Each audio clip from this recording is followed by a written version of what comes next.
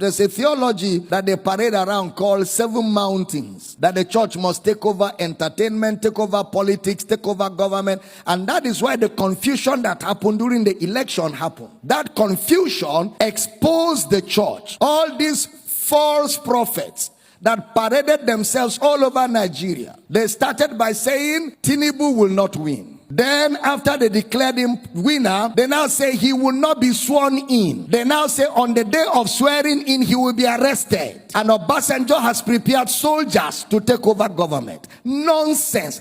Even their minds is corrupted.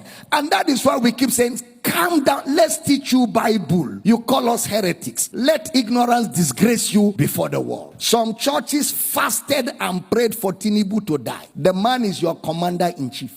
Deal with that. That's how when Buhari entered office, a lot of Christians began to say he will die. They even said when he went to outside the country that he will not come back alive. Christians, churches, that he will die. The man did 8 good years and went home younger than when he became president, to show that the Lord is upright and there is no unrighteousness in him. God is not a killer.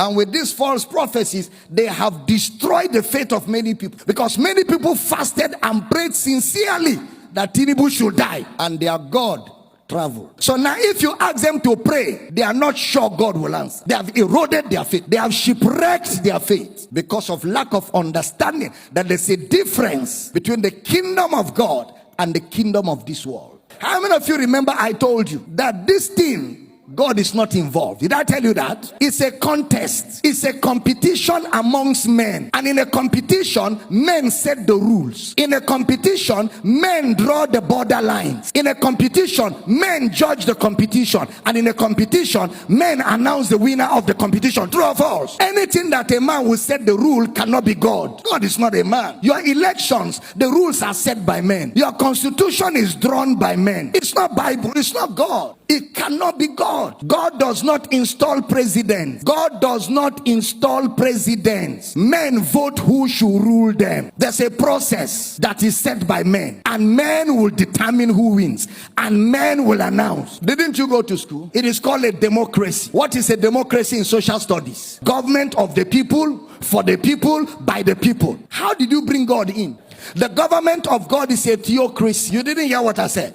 The government of God is a theocracy. That is God's government over his people. There is no theocracy anywhere in the world. It is democracy all over the world. That is why preachers in America kept saying Donald Trump will win, and kept saying it. In fact, one woman of God was on television praying, oh God, send African angels, send African angels to come to America and make Donald Trump win. Look at caricature, disgracing themselves, men and women of God, embarrassing themselves before the world, before unbelievers, before other religions, making a caricature of themselves, allowing themselves to be overtaken by lust, ambition, and greed.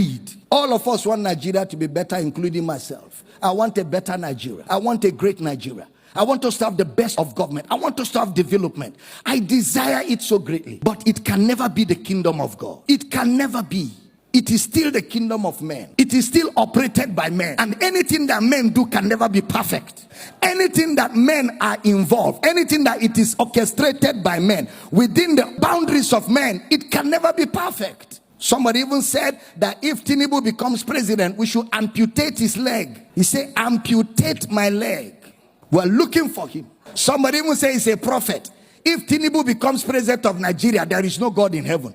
Look at that charlatan. That's a charlatan. That's what? A charlatan. Some churches, even pastors, stood on the pulpit and said, vote for this man. This man is the will of God. Let's fast and pray. How can a pastor be partisan?